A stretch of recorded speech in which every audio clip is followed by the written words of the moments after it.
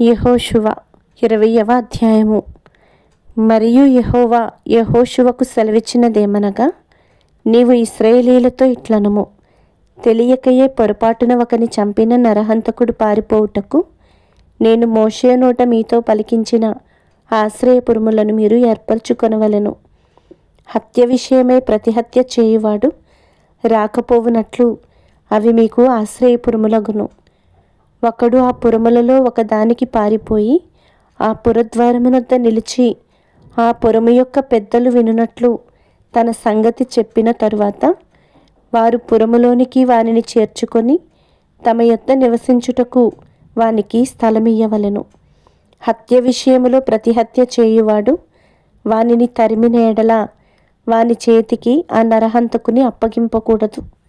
ఏలయనగా అతడు పొరపాటున తన పొరుగువాని చంపెను గాని అంతకు మునుపు వాని యందు పగపట్టలేదు. అతడు తీర్పు నుందుటకై సమాజమునెదుట నిలుచు వరకును, తరువాత ఆ దినములో ఉన్న యాజకుడు మరణము నొందు వరకును ఆ పురములోనే నివసింపవలెను. తరువాత ఆ నరహంతకుడు ఏ పట్టణము నుండి పారిపోయేనో ఆ పట్టణమునకును తన ఇంటికిని తిరిగి రావలెను. అప్పుడు వారు నఫ్తాలీయుల మన్యములోని గలిలయలో కెదెషును, ఎఫ్రాయిమీయుల మన్యమందలి షెకెమును, యూదా వంశస్థుల మన్యమందలి హెబ్రోనును కిర్యతర్బాను ప్రతిష్ఠపరచిరి.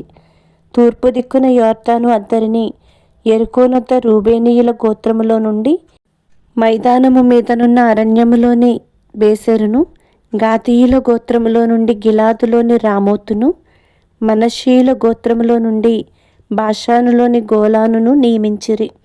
పొరపాటున ఒకని చంపినవాడు సమాజము ఎదుట నిలువక మునుపు అక్కడికి పారిపోయి హత్య విషయమే ప్రతిహత్య చేయువాని చేత చంపబడక ఇండునట్లు ఇశ్రాయేలీయులకందరికిని వారి మధ్య నివసించు పరదేశులకును నియమింపబడిన పురములు ఇవి.